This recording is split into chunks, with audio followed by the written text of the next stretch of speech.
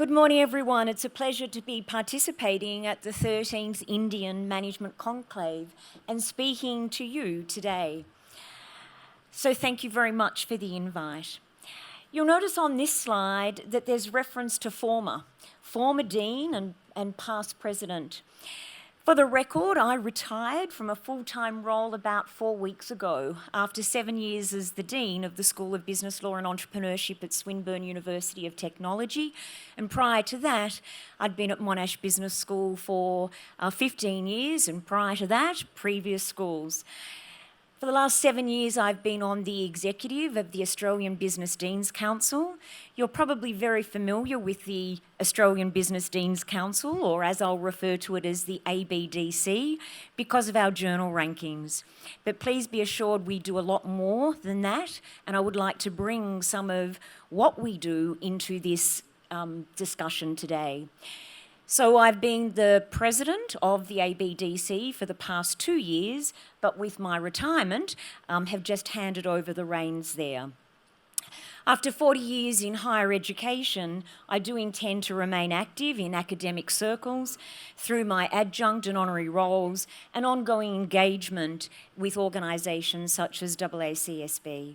So I've been asked to share my comments on 3 things: the conference theme, business value creation in the age of disruption, the implications for management education and why this is so important for educators and researchers, and more specifically, how Australian business schools are responding and how Australian business schools and Indian business schools may be able to work together.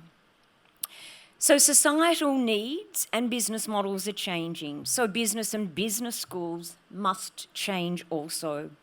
And for a business, value creation is about meeting the needs of society, and that's no different for us as business schools. Value creation is about meeting the needs of society, and we need to do this through meeting the expectations and needs of our key stakeholders, our business, our student, and our faculty. Let me start by just saying how significant Indian students are to higher education in Australia. Indian students are now the largest group of students applying for study visas in Australia. And this slide is a snapshot of our international higher education as at July 2023. And it shows the internationalisation of higher education in Australia, with over 400,000 international students studying at higher education institutions, more when you think about sub-colleges, etc. So it shows the significance of the Indian market. 17% of our international students are from India, so it's the second highest country only to China. And what do most students study? They study business or they study IT. So I'll return to this later in my presentation. In terms of value creation, business value creation in the age of disruption, this saying is so pertinent. Today's challenges are tomorrow's opportunities. The challenges facing us are many, and our previous speaker just very eloquently put some of them. Societal challenges, climate, sustainable development, homelessness, healthcare, social justice, security, agriculture, as was just mentioned. We've got digital disruption and the digital divide that is emerging. We've got generative AI. We've got flexible working. But the opportunities also abound. Retooling the workforce and tapping into new potential. Democratising data and amplifying human intelligence. Recognising the significance of an intangible asset, data. And mainstreaming AI technologies in our research and using it to also innovate pedagogy. So as faculty in business schools, we are or should be familiar with these challenges and opportunities. And it's about how we capitalise on the opportunities that disruption presents. We create new content, we create new programs, we engage more with schools outside of the business school. Because it's up to us to develop the next generation of leaders, policymakers, entrepreneurs, managers. because we're the ones that significantly contribute to shaping the minds of such people. And we've got to do this by navigating the challenges and risks that come with this disruption. So the fundamental question for us is, what are we doing as educators and researchers to create value for businesses and society?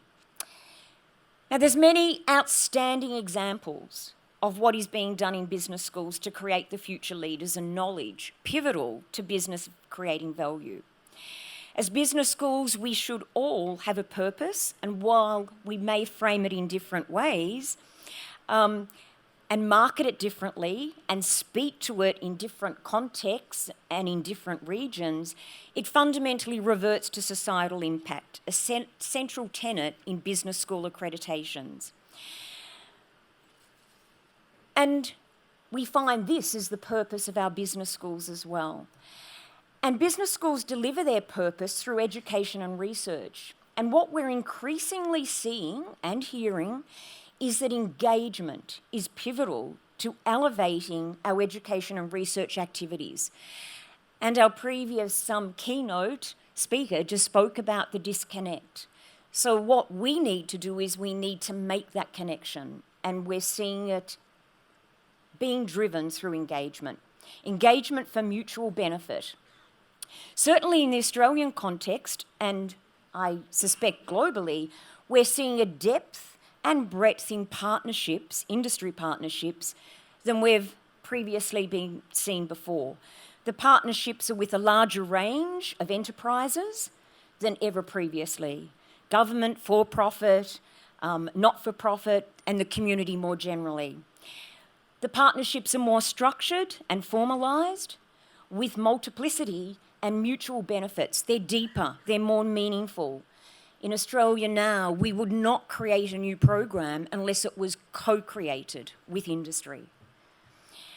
And we're seeing the partnerships being elevated to operate at the institutional or school level, while relationships at the faculty level are still important and nurtured. We also see new and refurbished buildings designed to bring the outside world in, which was also something common to the theme we just heard. Collaborative spaces, industry co-locating on campuses, incubators, accelerators, think labs. So all of this is helping engagement. So focusing directly on the education portfolio, in a Harvard Business Publishing education article in April 2023, there was what 5 academic leaders are prioritising, and it refers to today's business students wanting more than academic degrees. They're focused on solving the environmental issues and making positive change. So in response, business school faculty and leaders must create opportunities for students to collaborate with companies, and focusing on helping them to strengthen their societal and environmental impact. And what's more, the new realities of virtual, hybrid and online learning, these disruptors provide an opportunity for business schools to also differentiate and grow experiential learning, connecting our students, engaging our students with business like never before. This article captures the trends that we're seeing in Australia, particularly as it relates to postgraduate studies and MBAs. And I don't think what I'm going to mention now is going to be new to you. We're seeing multiple modalities, flexible delivery, online versions of MBAs and face-to-face versions. We're seeing choice. You can study whenever you want to study and however you want to study your MBA. We're also seeing sub-programs that stack up into a postgraduate or an MBA. We're seeing content core changing to include ESG, to include immersions. We're seeing specialisations emerging, technology, fintech, social impact, entrepreneurship, and sector-specific, such as healthcare, and in Australia, defence is probably the latest one. And we're seeing interdisciplinarity. We're seeing MBAs in technology. We're seeing masters of social impact. And we're seeing pedagogical changes, a shift for academics. Academics no longer as instructors, but academics as coaches, as facilitators, as guides. Because a lot of what our students consume as knowledge does not have to come from us now.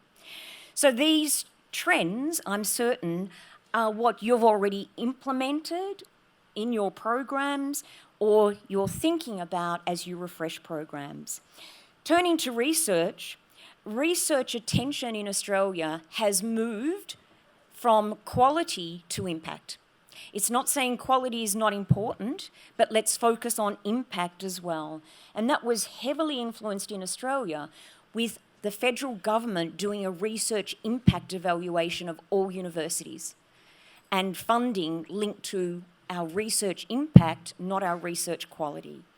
That was quite a hard measurement task, and while we've done 2 exercises of impact at the national level, the one that was proposed, most recent one, has just been delayed. So a much neater description of what I've just been describing is on this slide. These are the value drivers, value creation drivers, identified by AACSB in its exploratory guide, Pathways to Innovation, and based on what is expected of us as academics. And there's terrific examples of how these expectations are being met at various business schools.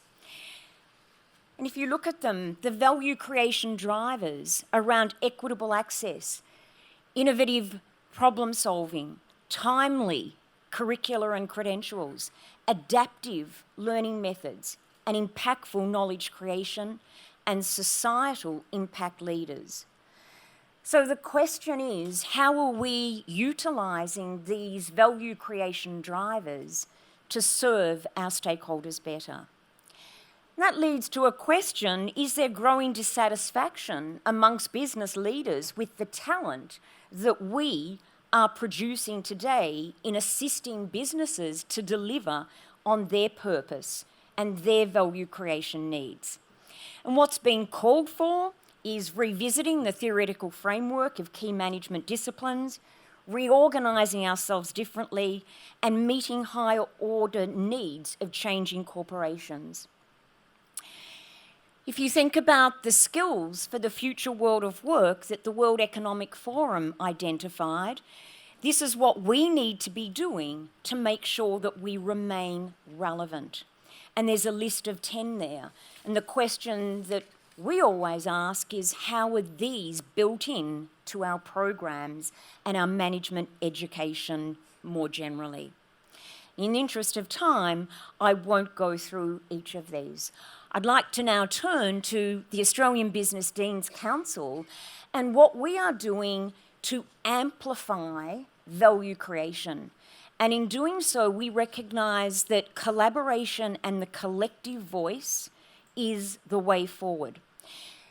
In 2018, the Australian Business Deans Council did an industry survey with multiple stakeholders.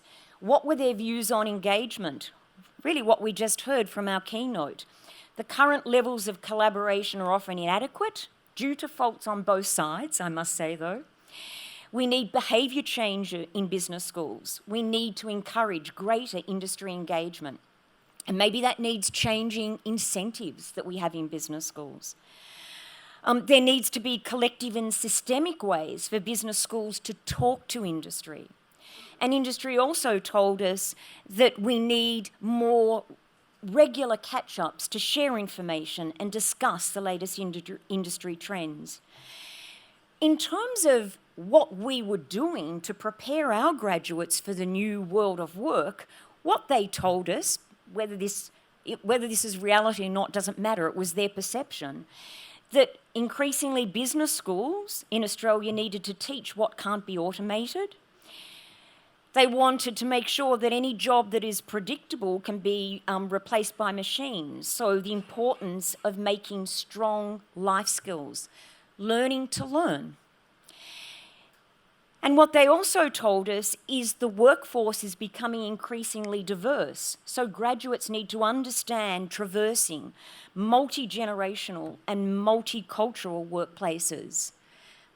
And that's one of the drivers that we had up on the slides before. So in terms of what I want to talk about now is what the ABDC is doing in terms of, I've picked out 3 value drivers. I've picked out equitable access, creating that diversity in our student cohort to drive diversity in the future workforce. I've also picked out the value driver of societal impact leaders and specifically their climate action. And I've also picked out the value driver of impactful knowledge creation and research translation. So if we first focus on equitable access, Indigenous education, and this is all framed around the power of the collective voice. So we recognise as the 38 business schools in Australian universities that we needed to do more collectively in terms of getting diversity in our student population. In Australia, Indigenous students make up 1% of our business and management courses, and that's not on parity with population, which is 4%. So what do we do as business schools? While we are individually addressing this at our own institutions, we collectively got together and pooled the resources through the ABDC, and we said, let's create a National Indigenous Business Summer School. And what happens is there's 2 that are run a year. A particular state in Australia volunteers to run it. All of the universities in that state collaborate. They collectively prepare the curriculum, share the costs. So together, we're amplifying this as a value creation driver, trying to drive more Indigenous students to understand what it means to pursue a university education, to understand what business means. The second area that I want to focus on is the value creation driver associated with societal impact. And we heard our previous speaker talking about ESG. So what the 38 deans of business schools in Australia did is we signed a statement of accountability. We did a declaration on climate action. And what that declaration says, I'm not going to read out everything on that slide, you can actually see it on our website. But collectively, what are we doing? We are committing to ensure that our graduates are carbon literate. We know that business is signing up rapidly to ambition carbon targets. We've gone from compliance to action to embedding, whether that be reporting, pricing carbon in our capital allocation decisions.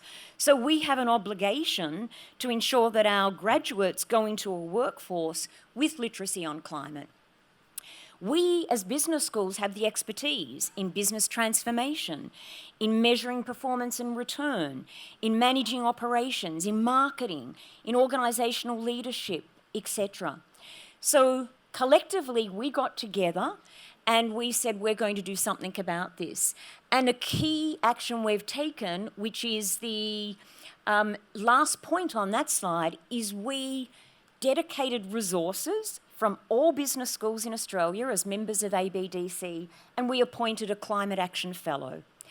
And that Climate Action Fellow is driving carbon actions through our subcommittees, our teaching and learning network, which is all of the associate deans in education in the 38 business schools. We're driving action through our research, through our subcommittee on research, the 38 deans across the business schools with portfolios related to research. Also all the professional managers in business schools through our professional network, and also our international network. So the key thing I want to talk about here is our aim is to upskill faculty first. So ABDC is funding, with the support of all of the business schools in Australia, training for faculty in carbon literacy. Our aim is to probably not have 100% of faculty carbon literate certified, but we're rolling out this program across all business schools to any faculty member who wants to participate. That's one example. And my third example I want to give as a value creation driver relates to research, impactful knowledge creation. So we recognised from that industry stakeholder piece of work that we did in 2018 that our research was not hitting the mark. It wasn't reaching industry. We needed to do better in terms of impactful research. So one of the things that we've done is we, as the Australian Business Deans Council, work with all the business schools and we communicate impactful research. Here's all the stories that we tell, that we put out on social media. So you get this amplification. Individual business schools, of course, do this as well, but we're trying to elevate it. And the other thing that we did is we recognised that faculty aren't necessarily adept at transferring knowledge. We tend to come through a system where we're speaking to academics. Our impact is measured by our academic peers' assessment of our research. So what we have embarked on as a strategic priority with the Australian Business Deans Council is improving communications of faculty. So we've gone out far and wide to faculty. We now run sessions around Australia. We may run a session in Victoria and all the business schools are invited to send faculty. And we train them on communicating. Tell us what you are doing is a book that we put out, an ebook, to help faculty to communicate the impactfulness of their research, because that's how we're going to get that better engagement in terms of our research. So there's 3 examples of what the Australian Business Deans Council is doing to drive value creation collectively. I haven't mentioned digital. The ABDC Teaching and Learning Network is really engaged with a whole agenda around artificial intelligence. Particularly at the moment, the focus is more on academic integrity issues, but this will permeate through pedagogy where they'll share best practices as well. So my final point is just some comments on partnering.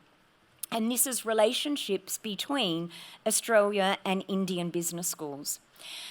Australia and India have been partners in education for a substantial period of time. And I think probably since 1971 there was an agreement that was formed. And today there's more than 450 formal partnerships in place between Australian business schools and Indian business schools, or university to university that may actually be. And I've already mentioned the number of Indian students studying in Australia.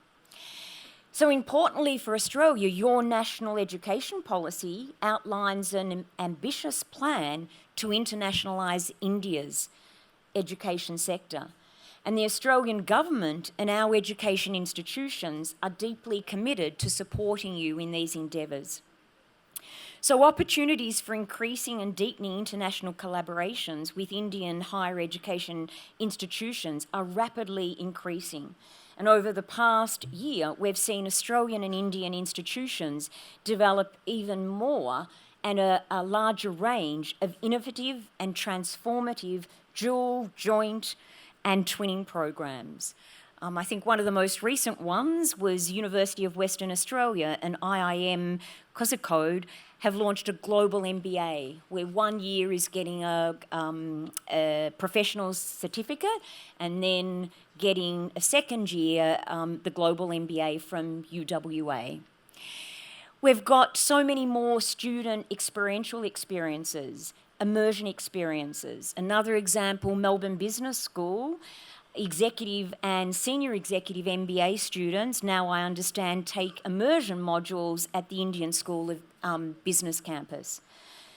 And also Australia institutions have taken up the opportunity to set up campuses in India. We've got Deakin University and the University of Wollongong both announcing that they will establish campuses in the gift city this year. So I'm going to, in the interest of time, leave my discussion there. I guess I want to conclude with the key takeaways. Disruption leads to value creation opportunities.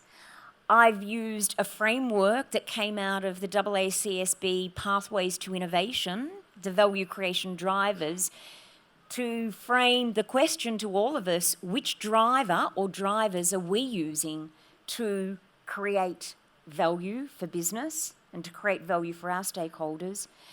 And how are you innovating and adapting? So thank you for the opportunity to be here, the opportunity to speak with you, and I really look forward to what it looks to be a wonderful program for the rest of today and also tomorrow. Thank you.